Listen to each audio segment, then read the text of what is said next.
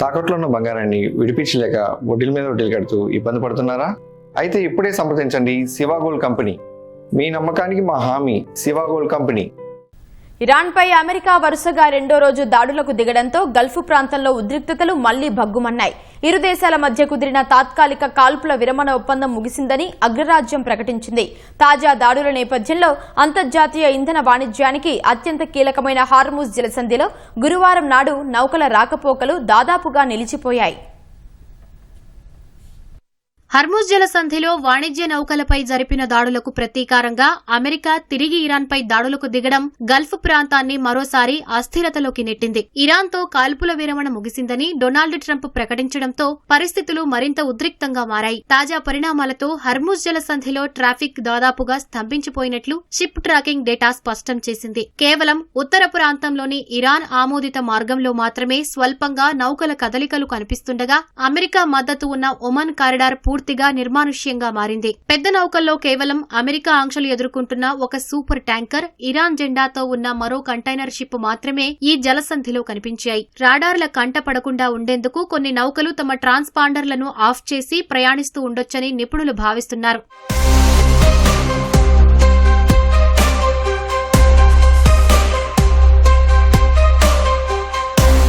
నౌకల రాకపోకల డేటాను పరిశీలిస్తే బుధవారం నాడు కేవలం 14 వాణిజ్య నౌకలు మాత్రమే జలసంధికి అటూ ఇటూ ప్రయాణించాయి. జూన్ మధ్యలో ఇరు దేశాల మధ్య మధ్యంతర శాంతి ఒప్పందం కుదిరిన తర్వాత ఇంత తక్కువ సంఖ్యలో రాకపోకలు సాగడం ఇదే తొలిసారి. 3 వారాల ఒప్పంద సమయంలో ఇక్కడ రోజుకు సగటున 34 వాణిజ్య నౌకలు ప్రయాణించగా జూన్ 24న ఆ సంఖ్య రికార్డు స్థాయిలో 59కి చేరింది. యుద్ధ వాతావరణం నెలకొన్న రోజుల్లో ఈ సంఖ్య 20 కంటే తక్కువగా ఉంటుంది. తాజా పరిస్థితులతో ఎల్ఎన్జీ ట్యాంకర్ రాకపోకలు కూడా పూర్తిగా నిలిచిపోగా కేవలం 2 ఖాళీ నౌకలు మాత్రమే గల్ఫ్ ఆఫ్ ఒమన్ లోకి ప్రవేశించి హర్ముజ్ తూర్పు ప్రవేశ ద్వారం వైపు వెళుతున్నాయి. మరోవైపు సముద్ర మార్గంలో ఎలక్ట్రానిక్ సిగ్నల్స్ అంతరాయం మళ్లీ మొదలైనట్లు సంకేతాలు వెలువడుతున్నాయి. గల్ఫ్ ఆఫ్ ఒమన్ లోని లిమాకు ఆగ్నేయంగా కొన్ని నౌకలు గురువారం ఉదయం అసాధారణంగా 30 నాట్ల కంటే ఎక్కువ వేగంతో ప్రయాణిస్తున్నట్లు రాడార్లలో నమోదైంది. శత్రుదేశాల డ్రోన్ దాడులను అడ్డుకునేందుకు ఆయా దేశాలు తమ డిఫెన్స్ సిస్టమ్స్ ను యాక్టివేట్ చేయడం వల్లే నౌకల ట్రాన్స్పాండర్ సిగ్నల్స్ కు అంతరాయం కలుగుతోందని,